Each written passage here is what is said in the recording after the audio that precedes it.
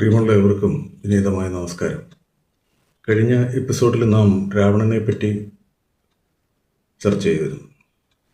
ഇന്ന് രാമായണത്തിലെ ഒരു പ്രധാന കഥാപാത്രമായ ഹനുമാൻ സ്വാമിയെ പറ്റിയാണ് നമ്മൾ ചർച്ച ചെയ്യുന്നത്. ഹനുമാൻ സ്വാമി യോഗവിദ്യയുടെ മൂർത്തിഭാവമായിട്ടാണ്, അതിൻ്റെ അഷ്ടസിദ്ധികളുടെ മൂർത്തിഭാവമായിട്ടാണ് വാൽമീകി മഹർഷി അവതരിപ്പിച്ചിരിക്കുന്നത്. അത് ശരിക്കും അദ്ദേഹം ലങ്കയിലേക്ക് ചാടിക്കിടക്കുന്ന സമയത്താണ് അത് പൂർണ്ണമായിട്ടും അവതരിപ്പിച്ചിരിക്കുന്നത്. യോഗത്തിൽ അഷ്ടസിദ്ധികളുണ്ട്. അണിമ, മഹിമ, ലിഹിമ, ഗരിമ, പ്രാപ്തി, പ്രാഗാമ്യം, ഈശിത്വം, വാശിത്വം എന്നിങ്ങനെയാണ്. ആ അഷ്ടസിദ്ധികളുടെ മൂർത്തിഭാവമാണ് ഹനുമാൻ. അണിമ എന്ന് പറഞ്ഞു കഴിഞ്ഞാൽ അണുതുല്യമായിട്ട് ശരീരം ചെറുതാക്കുക. മഹിമ എന്ന് പറഞ്ഞു കഴിഞ്ഞാൽ ശരീരം പർവ്വതം പോലെ ഉദ്ദേശിക്കുന്നതിനപ്പുറം വലുതാക്കി വളർത്തുക. ലിഹിമ എന്ന് പറഞ്ഞു കഴിഞ്ഞാൽ ഭാരം കുറഞ്ഞൊരു തൂവൽ പോലെ വായുവിൽ കൂടി സഞ്ചരിക്കാനുള്ള സിദ്ധി. ഗരിമ എന്ന് പറഞ്ഞു കഴിഞ്ഞാൽ അമിതമായ ഭാരം വർദ്ധിപ്പിക്കുക. പ്രാപ്തി എന്ന് പറഞ്ഞു കഴിഞ്ഞാൽ എവിടെയും എത്തിച്ചേരാനും എന്തും നേടിയെടുക്കുവാനുള്ള കഴിവ്. പ്രാഗാമ്യം എന്ന് പറഞ്ഞു കഴിഞ്ഞാൽ പ്രകൃതിയെ തന്നിഷ്ടത്തിന് ആക്കിയെടുത്ത് എന്തും തൻ്റെ ഇഷ്ടം പോലെ നടത്തുവാനുള്ള കഴിവ്. ഈശിത്വം എന്ന് പറഞ്ഞു കഴിഞ്ഞാൽ ഈശ്വരതുല്യമായ കഴിവോടുകൂടി പ്രപഞ്ചത്തെ നിയന്ത്രിക്കാനുള്ള കഴിവുണ്ടാകുക എന്നാണ്.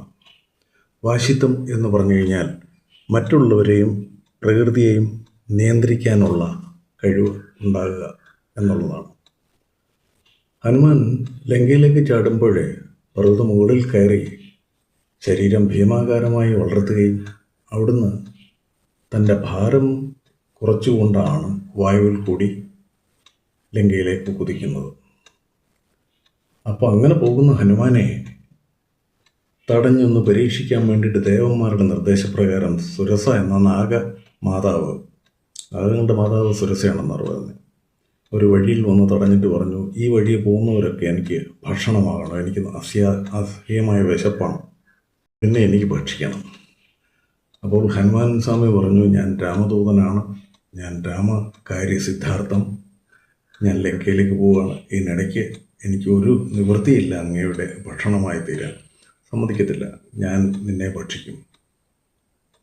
അങ്ങനെ സുരസ തൻ്റെ വലിയ വാഹ തുറന്നു. ഹനുമാൻ അതിനെക്കാട്ടി വലുതായിട്ട് 3 യോജന വലുപ്പത്തിൽ തൻ്റെ ശരീരം വലുതാക്കി. അവിടുന്ന് സുരസയത് 10 യോജനയോളം വലുതാക്കി തൻ്റെ വാ തുറന്നു.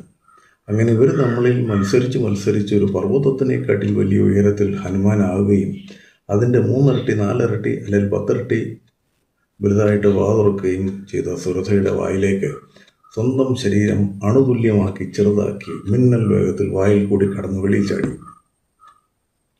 ചാടിയിട്ട് പറഞ്ഞമ്മേ, ഞാൻ അമ്മയുടെ വായിൽ കയറി ശരീരത്തിനുള്ളിൽ കടന്ന് അവിടുന്ന് തിരിച്ചു വെളിയിൽ വന്നിരിക്കുക, അതുകൊണ്ട് താങ്കൾ എൻ്റെ മാതാവാണ്, അവിടുന്ന് എന്നെ പ്രസവിച്ചതിന് തുല്യമായിരിക്കുകയാണ്, അതുകൊണ്ട് എന്നെ പോകാൻ അനുവദിക്കണം. സുരസ ഹനുമാനെ അനുഗ്രഹിച്ചു. നിനക്ക് പോകുന്ന വഴിയിൽ ഒരു വിഘ്നവും ഉണ്ടാകാതെ ഭംഗിയായി മടങ്ങി വരും എന്ന് പറഞ്ഞ് അനുഗ്രഹിച്ചു വിട്ടു. അവിടുന്ന് മുമ്പോട്ട് പോകുമ്പോൾ മൈനാകപർവ്വതം അദ്ദേഹത്തെ തടയുകയും വിശ്രമിച്ചിട്ട് പോകാൻ പറയുകയൊക്കെ ചെയ്യുമ്പോഴും അദ്ദേഹം അതൊന്നും അംഗീകരിച്ചില്ല.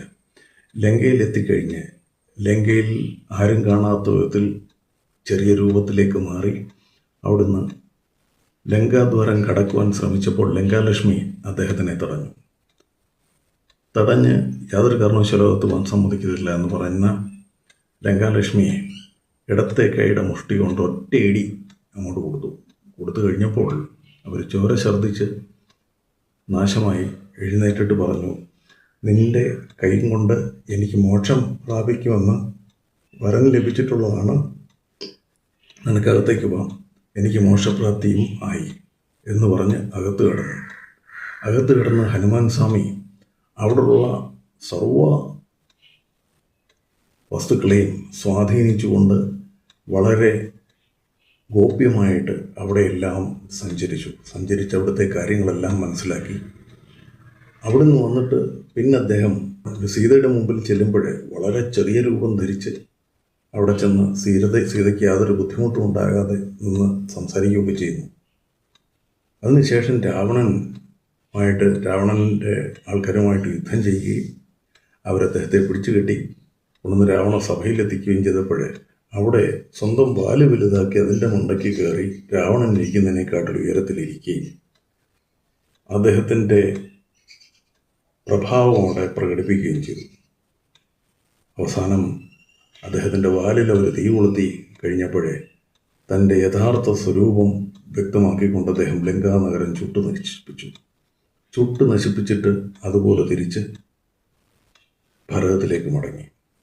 അപ്പോൾ ഈ യോഗസിദ്ധികളുടെ മൊത്തം ഒരു പ്രഭാവം ഹനുമാനിലെ വാൽമീകി മഹർഷി വരച്ച് കാണിച്ചിരിക്കുകയാണ്. ഇതൊന്നും നമ്മുടെ രാമായണം വായിക്കുന്ന ആൾക്കാർ യോഗസിദ്ധിയാണെന്നോ ഹനുമാൻ എന്ത് ചെയ്തത് എന്തുകൊണ്ടാണെന്നോ ഒന്നും മനസ്സിലാക്കാതാണ് പോകുന്നത്. അടുത്തത് വീണ്ടും നമുക്ക് രാമായണത്തിന് തന്നെ ഒരു എപ്പിസോഡുമായിട്ട് വീണ്ടും കാണാം. അതുവരെ ഏവർക്കും വിനീതമായ നമസ്കാരം.